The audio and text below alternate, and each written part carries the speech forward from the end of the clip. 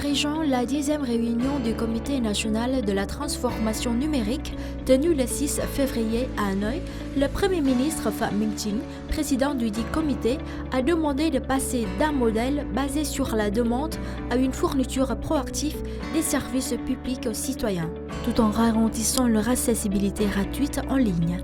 La digitalisation des services publics est également au cœur du numéro 9 de l'hebdomadaire Le Courrier du Vietnam. Les articles mettent en lumière cette révolution numérique qui vise à améliorer l'efficacité administrative et à rendre les services plus accessibles en ligne.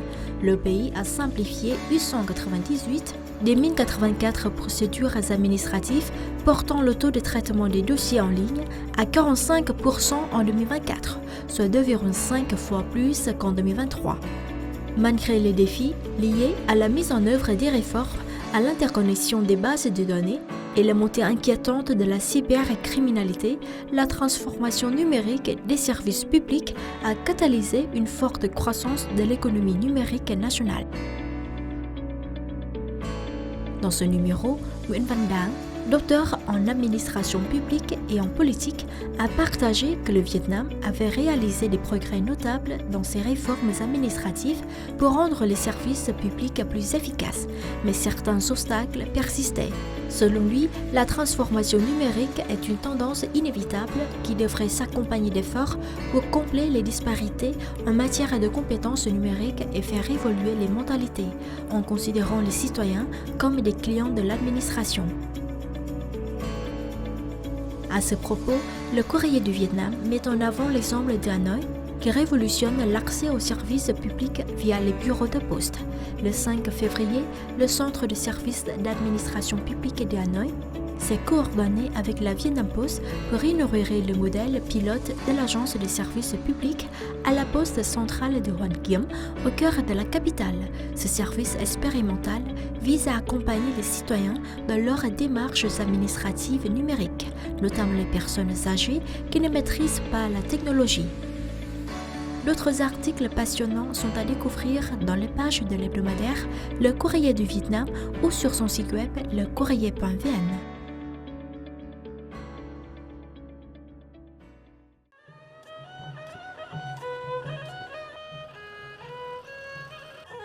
Le premier tournoi élargi de parapente de Ho Chi Minh Ville s'est déroulé du 14 au 16 février dans la zone touristique de Tapa, Soachek, commune de Nuôi Tô, district de Chi Tôn, province méridionale d'An Giang. Placé sous le thème Hạ cánh Tinh Hoa, atterrissage d'exception, il a réuni 30 parapentistes issus de clubs nationaux et étrangers, dont 2 femmes. Lors de la cérémonie inaugurale, les pilotes ont offert aux spectateurs des démonstrations spectaculaires de paramoteurs avec drapeaux et fumigènes. Ces performances aériennes époustouflantes ont captivé des milliers de visiteurs venus de la province d'An Giang et ailleurs. À l'issue de la compétition, le comité d'organisation a décerné le premier prix au pilote de Đức Mạnh du club de parapente de Hanoï. Le sud-coréen Kim Jong-mok a remporté le 2e prix et le 3e prix a été remis au pilote Lê Đức Phương de la Fédération de parapente de Ho Chi Minh Ville. De plus, les 2 seules femmes participant au tournoi se sont vues offrir des fleurs et des médailles. C'est la première fois qu'un tournoi de parapente à l'échelle nationale était organisé dans le district de Chi Tôn en particulier, dans la province d'An Giang et dans le delta du Mekong en général. Cela a permis de présenter et promouvoir de belles images de la nature, de la culture et des habitants de Chi Tôn auprès des touristes à An Giang et ailleurs, contribuant ainsi à inviter les investisseurs à faire du district de Chi Tôn une destination sûre et attrayante.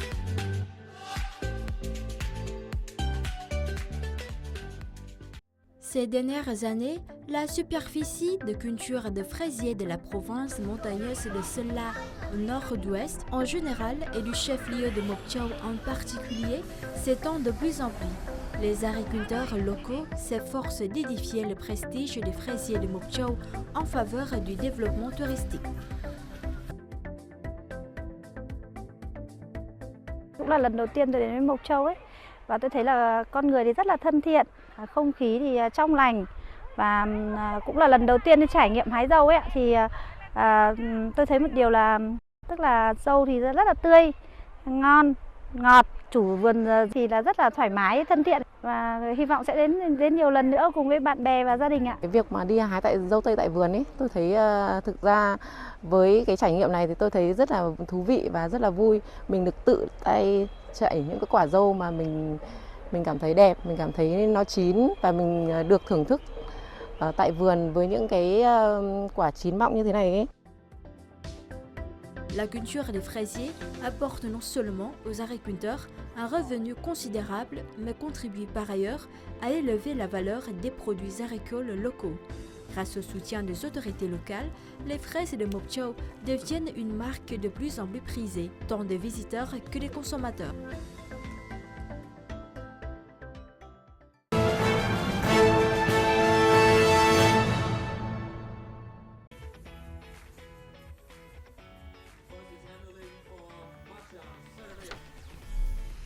Le 14 février, à la cité impériale de Thăng Long, Hanoï, s'est tenue une cérémonie honorant la reconnaissance de 2 villages de Hanoï comme membres du Conseil mondial de l'artisanat World Craft Council International, AISBL. Bát Tràng, village mondial de l'artisanat pour la céramique, et Vạn Phúc, village mondial de l'artisanat pour le tissage de la soie. Le Conseil mondial de l'artisanat AISBL, WCC International, créé en 1964, a reconnu 68 villages artisanaux de 24 pays, dont Bát Tràng et Vạn Phúc, les 2 premières du Vietnam à rejoindre ce réseau mondial. Situé le long du fleuve Rouge, le village de céramique de Bát Tràng, commune éponyme, district de Gia Lâm, en banlieue de Hanoï, a plus de 500 ans d'histoire formée au XIVe, XVe siècle. À travers les vicissitudes du temps, les générations de Bát Tràng sont restées fidèles à leur métier ancestral avec une passion profonde pour la préservation de l'art de leurs ancêtres. Les céramiques de Bát Tràng, fabriquées grâce à des techniques minutieuses de glaçure et de cuisson au four, offrent une harmonie parfaite en termes de forme et de couleur, représentant un point de rencontre entre la céramique traditionnelle et moderne du Vietnam.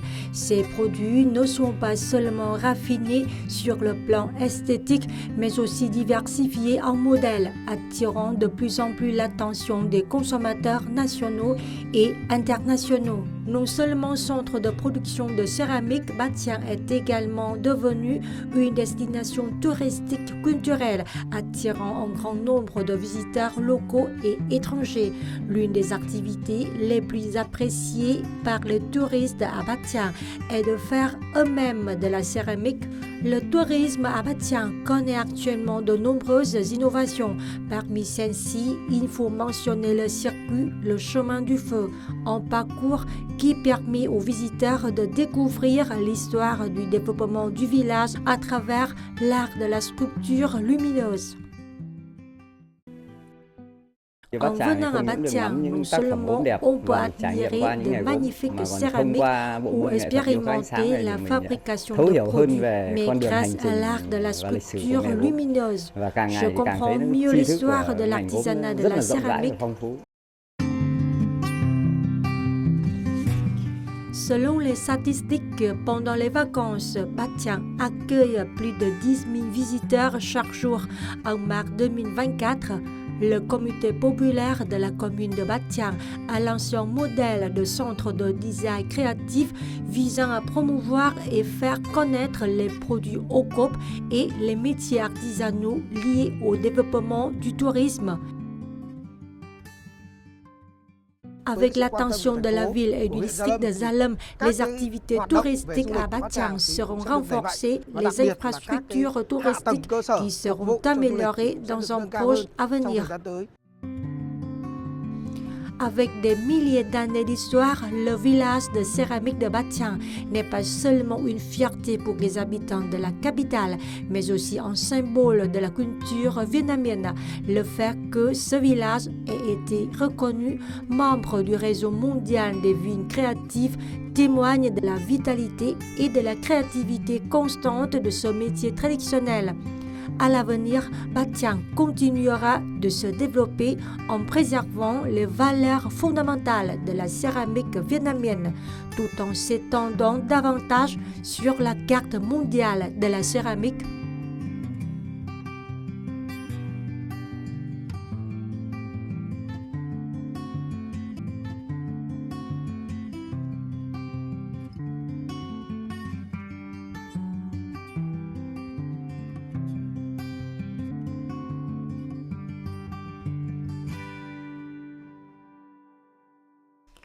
Le village de soir de Vạn Phúc, l'arrondissement de Hà Đông, Hanoi, est depuis longtemps un symbole de l'art de la sériciculture vietnamienne. Avec plus de 1000 ans d'histoire, Vạn Phúc n'est pas seulement un lieu qui honore l'habileté et le talent des artisans, préservant un métier traditionnel, mais aussi une partie essentielle de la culture nationale. La légende raconte qu'il y a plus de 1000 ans, Ala Thị Nương de Gabon est venue au village de Vạn Phúc en tant qu'épouse et a enseigné aux villageois comment cultiver des murs, élever des vers, asseoir et tisser la soie. Grâce à l'ingéniosité et à la sophistication des artisans, les produits en soie de Vạn Phúc sont rapidement devenus célèbres. Sous la dynastie des Nguyen, la soie de Hà Đông fut choisie pour confectionner le costume national de la cour royale et en 1931, ce produit fut présenté pour la première fois à la foire de Marseille où les Français la vantèrent comme la plus exquise d'Indochine.